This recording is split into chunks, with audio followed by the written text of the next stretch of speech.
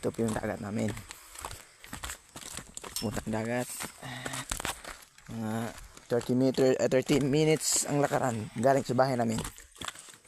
Ito po ang dagat namin. Dito po kami minsan magmana.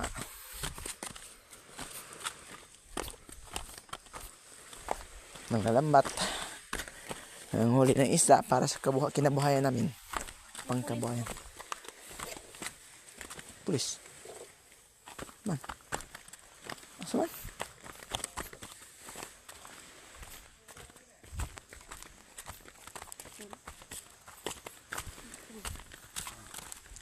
Ito yung dagat namin dito. Sobrang daming isda. Sobrang daming bangka. So, madaming isda dito. Dati yung bata ako, yung nakahuli na ako ng 5 kilos na red snapper. Tapos nung isang taon nakahuli din ako ng dugto tuna 6 kilos isa. Kuha ko lang po ng pana.